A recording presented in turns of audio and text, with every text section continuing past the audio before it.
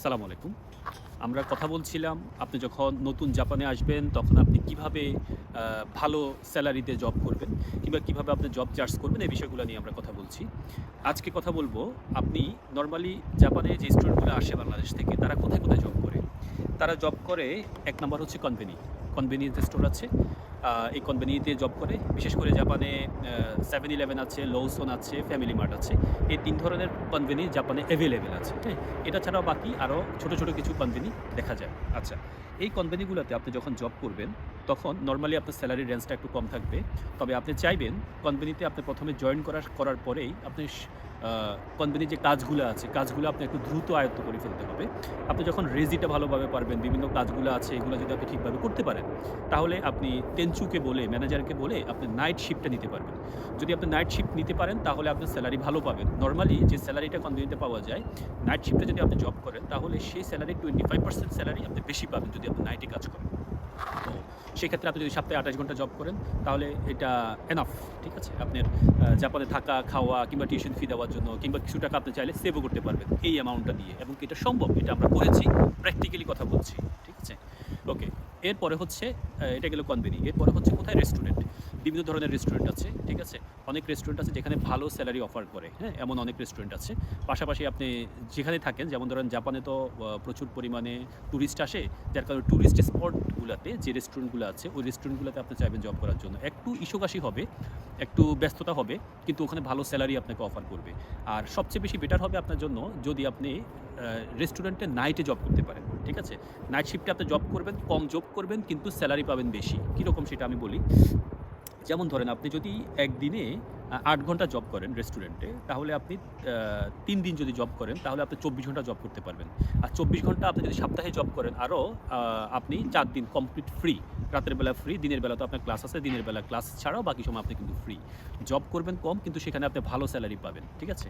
রেস্টুরেন্টগুলাতে। আচ্ছা, এরপরে হচ্ছে যে আপনি ধরেন কিছু লজিস্টিক সাপোর্টের কিছু কোম্পানি আছে জাপানে। যেমন ধরেন আমাদের বাংলাদেশে আছে পরিবহনের মতো, সুন্দরবন কুরিয়ারের মধ্যে কিছু কুরিয়ার সার্ভিস জাপানে আছে। তার ভিতরে সবচেয়ে পরিচিত যেটা সেটা হচ্ছে ইয়ামাতো। হ্যাঁ? ইয়ামাতো সবচেয়ে বেশি পরিচিত। লজিস্টিক সাপোর্ট দেয় কুরিয়ার সার্ভিস। সেখানে আপনি যদি জব করেন সেখানেও ভালো স্যালারি আপনাকে দিবে। সপ্তাহে ৩ দিন নাইটে জব করলে মোটামুটি আপনি ভালো স্যালারি ওখান থেকে তুলতে পারবেন। আচ্ছা, এটা ছাড়াও তাহলে কয়টা গেল? ৩ টা বিষয়। এক হচ্ছে কনভেনিয়েন্স স্টোর, ২ নাম্বার হচ্ছে আপনি রেস্টুরেন্ট, ৩ নাম্বার হচ্ছে লজিস্টিক সাপোর্টের জন্য ইয়ামাতো টাইপসের এগুলা। আচ্ছা, এরপরে আপনি কোথায়, কোথায় জব করতে পারবেন? এরপরে আপনি অনেক জায়গায় জব করতে পারেন। যেমন ধরেন আপনারা জানেন যে জাপানে প্রচুর পরিমাণে টুরিস্ট প্রতি বছর আসে। যার কারণে যারা ওসাকাতে আছেন, আমি তো যেহেতু ওসাকাতে আছি, আমি ওসাকা নিয়ে বলছি। তারা আশেপাশে যেমন ধরেন ওসাকা, উমেদা, আমার বাসা হচ্ছে উমেদার পাশে। আপনি যেমন শিনসাবাশি আছে, নাম্বা আছে, ওইগুলো হচ্ছে টুরিস্ট স্পট, হ্যাঁ? এটা ছাড়াও আপনার কিয়োতো আছে, নারা আছে। এগুলো হচ্ছে টুরিস্ট স্পট। এই ধরনের টুরিস্ট স্পটগুলোর আশেপাশে যদি আপনি থাকেন, তাহলে সেখানে দেখবেন যে প্রচুর পরিমাণে আবাসিক হোটেল আছে। ওই আবাসিক হোটেলে অনেক ধরনের কাজ সেখানে আছে। যেমন ধরেন হতে পারে আপনি টুরিস্টকে পিক আপ করা। আপনি যদি ইংরেজি জানেন ভালো, যেহেতু আমরা বাংলাদেশ থেকে পড়াশোনা করে আসছি। বাংলাদেশে যারা পড়াশোনা করে তারা বাংলার পাশাপাশি ইংরেজিটাও কিন্তু তাদের জন্য ম্যান্ডেটরি। ওকে? তো এখন এই ইংরেজিটা তার মানে আমরা জাপানিজের চাইতে আলহামদুলিল্লাহ বাংলাদেশী যারা আছে, তারা জাপানিজদের চাইতে ভালো ইংরেজি পারে। এটা আমি বিশ্বাস করি। হ্যাঁ? তো আপনি ধরেন টুরিস্টদের সাথে কিভাবে তাদেরকে আপনি এয়ারপোর্ট থেকে পিক আপ করে নিয়ে আসা কিংবা তাদের অন্যান্য কাজকর্ম আছে সহযোগিতা করা। এই টাইপসের জবগুলাতে আপনি ভালো স্যালারি পাবেন। ঠিক আছে? এটা ছাড়াও আপনি টুরিস্টদের গাইড হিসেবে কাজ করতে পারেন। ঠিক আছে? একবার পরিচিত হতে পারলে আপনি ভালো স্যালারি সেখান থেকে গেইন করতে পারবেন এবং কি এটা খুব ইজিলি পারা যায় নরমালি জাপানে। আচ্ছা, এরপরে হচ্ছে আরো কিছু আছে যেমন ধরেন আপনার বাসা যদি জাপানে তো অনেকগুলো এয়ারপোর্ট আছে। বাসা যদি আপনার এয়ারপোর্ট থেকে একটু মোটামুটি দূরত্বে ধরেন ০.৫ ঘন্টা দূরত্ব হয়, ট্রেনে আপনার ০.৫ ঘন্টা লাগবে। তাহলে আপনি এয়ারপোর্টগুলোতে অনেকগুলো পার্ট টাইম জব করার সুযোগ আছে এয়ারপোর্টে, হ্যাঁ? আপনি সেখানে একটু যোগাযোগ করবেন। সেখানে কিন্তু ভালো স্যালারি আপনাকে অফার করবে। ঠিক আছে? তারপরে এটা ছাড়াও আপনি যদি নিহঙ্গ লেভেল আরো ভালো হয়, জাপানি লেভেল ভালো হয়, ইংরেজি লেভেল ভালো হয়, তাহলে আপনি ট্রান্সলেটর হিসেবে কাজ করতে পারেন। যেহেতু অনেক পরিমাণ ফরেনার আসে জাপানে, আপনি অ্যাজ এ ট্রান্সলেটর হিসেবে কাজ করতে পারেন। ঠিক আছে? এটা ছাড়াও আরো অন্যান্য জব আছে। আমরা পর্যায়ক্রমে ইনশাআল্লাহ বিভিন্ন জবগুলা নিয়ে কথা বলব এবং কি কোন ধরনের জবে আপনি কিভাবে এপ্লাই করবেন, কখন এপ্লাই করবেন, সময় কখন, এই বিষয় নিয়ে ইনশাআল্লাহ আমি পর্যায়ক্রমে পরবর্তী ভিডিওগুলোতে আমি আপনাদের সাথে শেয়ার করব। আপনাদের জন্য যাতে করে আপনারা জাপানে এসে আমাদের মতো আমরা যারা অনেক ঠেকে, ঠেকে শিখেছি, আমাদের মতো যাতে করে আপনাকে ঠেকতে না হয়। এসে যাতে করে ধরে ফেলতে পারেন সিস্টেমগুলা। ঠিক আছে? আর কিছু আছে এখানে আমি অনেকের দেখেছি আমাকে কোয়েশ্চেন করতে যে, আমি যে কথাগুলো বলছি যে, জাপানে এত কম টাকা দিয়ে আপনি বা ইউনিভার্সিটিতে কিংবা আপনার ক্লাসে টিউশন ফি দিয়ে, কলেজে টিউশন ফি দিয়ে জাপানে চলে থেকে তারপরে আপনি কি যে সেভটা আমি কথা বলছি যে সেভ করতে পারবেন, এটা সম্ভব না। ঠিক আছে? আমি আপনাদেরকে বলছি। আপনারা কতদিন হয়েছে জাপানে আমি জানি না আসলে। আমি যে কথাগুলো বলছি, এই কথাগুলা আমি জাপানের মাটিতে বসে কথা বলছি। এবং কি এটার সাথে আমি অলরেডি ইউজড টু, মানে আমরা এটা করে এসেছি অলরেডি। ঠিক আছে? এক্সপেরিয়েন্সড, 100% এক্সপেরিয়েন্সড হয়ে কথা বলছি। বাংলাদেশে বসে ফাউ কথা বলছি না। ওকে? জাপানের মাটিতে বসে কথা বলছি এবং কি এটা করে এসেছি ব্যক্তিগতভাবে। যদি আপনি এটা না পারেন, তাহলে আমি ধরে নিব আপনার বদঅভ্যাস আছে।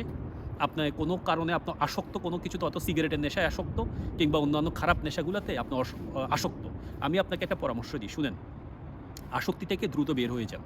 বের হয়ে একটু মসজিদমুখী হন। ৫ ওয়াক্ত নামাজ পড়েন। আল্লাহ তাআলার কাছে চান যাতে করে আপনাকে হেদায়েত দান করে। আমি নিশ্চিত আমি যে কথাগুলো বলছি তখন আপনি এখান থেকে রেজাল্ট পাবেন। আদারওয়াইজ যদি আপনি ওই টাইপসের না হন, যদি আপনি কোনো কারণে আসক্তি হয়ে যান, আসক্ত হন, আমরা দেখি তো জাপানে আমরা আছি, আমরা দেখি না কতজনে কত ধরনের নেশায় তারা আসক্ত। দিন শেষে তারা ঘর ভাড়া দিতে পারে না। হ্যাঁ? এভেইলেবল আছে আমাদের সামনে। প্রমাণ দিয়ে কথা বলছি আপনাদের সাথে। ঠিক আছে? আবেগ দিয়ে কথা বলছি না। প্রমাণ আছে, প্রমাণ। এক্সপেরিয়েন্সড। ঠিক আছে? তো এইজন্য যারা বাজে লেভেলে আছেন এখনো, বিভিন্ন ধরনের আসক্তিতে আছেন, একটু আল্লাহর পথে আসুন। মসজিদমুখী হন। ৫ ওয়াক্ত নামাজ পড়েন। ইনশাআল্লাহ যা বলছি তা বরাবর প্রমাণ পাবেন। যা বলছি একটা কথাও কিন্তু ফাও বলছি না। প্রমাণ দিয়ে কথা বলছি। ঠিক আছে?